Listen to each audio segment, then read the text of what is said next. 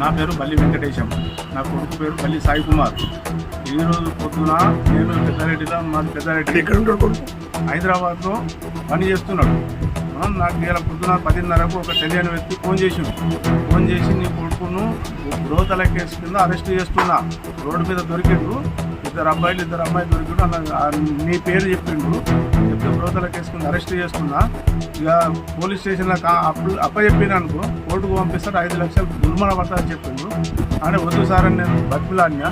వాడు రికార్డు వినిపిస్తున్నారు, కొట్టినట్టు వెనుక ఏడుచుడు కొట్టుడు కోటింగ్ వాయిస్ వినబడ్డది. మాకు కొట్టకు సార్ అని మేము దండం పెడతామన్నాము, కానీ లేదు పెనాల్టీ కట్టు, 70,000 రూపాయలు ఇస్తే ఫోన్పే చేయి, ఫోన్పే తుమారు పాస్ గూగుల్ పే అయిపోతే గోలే మేరకు గోలేతో సార్ నా దగ్గర ఫోన్పే ఉందని చెప్పిన, పైసలు 70,000 పెనాల్టీ కట్టు, కడితే ఇడిసబెట్టే సీన్ మీ అబ్బాయిని.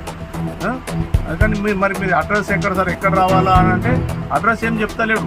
నువ్వు చూపెట్టు సార్ మేరా బేటకు మీరు బతా బోలే తో నై బతాతు, పైసలు ఫోన్పే అయిన తర్వాత నీకు వదిలిపెట్టేస్తా అంతే.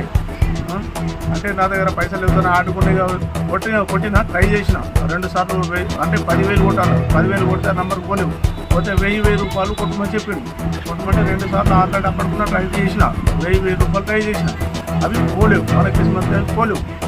ఇక ఇట్లానే 13 సార్లు కాల్ చేసింది నేను కట్ చేసినా, మళ్ళీ 13 సార్లు అదే నెంబర్ తోటి కాల్ వచ్చింది. వీడియో కాల్ కూడా మాట్లాడిండు, నేను సిఐని అని చెప్పిండు, పైసలు ఇస్తేనే ఇటు పెడతా లేకపోతే ఇటు పెట్టా అన్నాడు. అయితే మళ్ళీ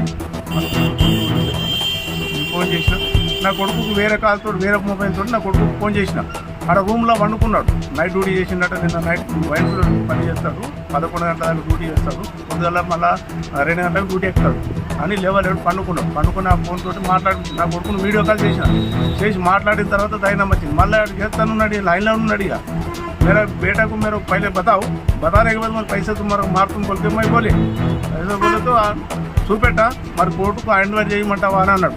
హ్యాండ్ఓవర్ చేయమంటావా అంటే ఏమన్నా చేసుకో, నా కొడుకు చూపెడితే నేను పైసలు కొడతా, లేకపోతే నేను రూపాయి కొట్టా, ఏమన్నా చేసుకొని అన్న హ్యాండ్ఓవర్ చేస్తానని చెప్పేసి ఫోన్ పెట్టేసిండు. ఫోన్ పెట్టేసినాక మళ్ళీ 5 నిమిషాలకు నేను కాల్ చేసిన, ఆ phone switch off, phone alert చేయడం లేదు.